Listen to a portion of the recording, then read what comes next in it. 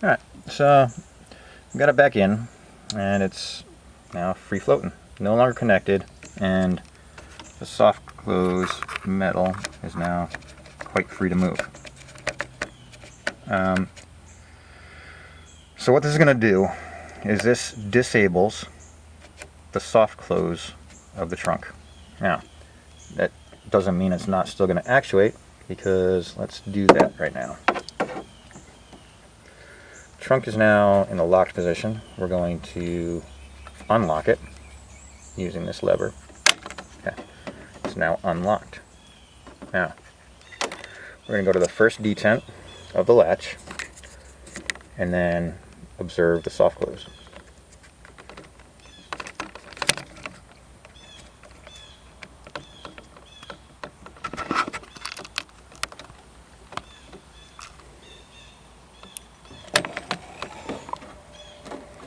Actuates, does not pull the latch to the second detent. I have to do that with my finger. Now the trunk is locked. That's normally what the soft close does for you. Okay, plunger goes back in. No timing sequence affected by disconnecting that.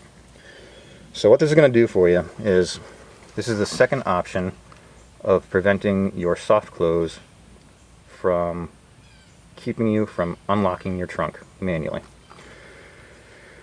In this case, I would be able to reconnect the yellow switch, because essentially, even if it malfunctioned, the system, and when I push the trunk release button here that I was having trouble with earlier, when I push this up, even if that switch actuates and makes the soft close, try and close the trunk when I'm actually trying to open it, it won't matter because the soft close is disconnected.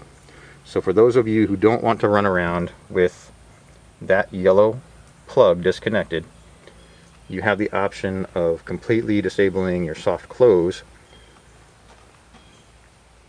with the benefit of not affecting the system and causing a open air circuit. So it'll always actuate as it normally thinks it should. It just won't ever keep you from being able to open your trunk should the sequence get messed up. I would zip tie this soft close metal around to keep it out of the way of the plunger, because you don't want the plunger to be actuating it randomly.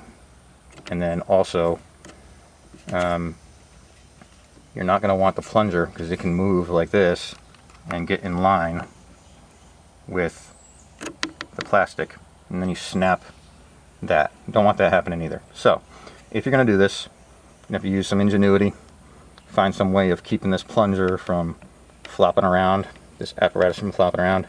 Maybe even leave it where you don't put it back in the bracket, and zip tie it so it's out of the way but still connected to the system.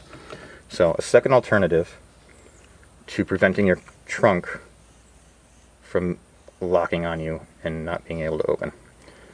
I just wanted to show you how to do it, but I'm going to stick with leaving the electrical plug disconnected, because I'd rather have my soft close working to normally open and close the trunk.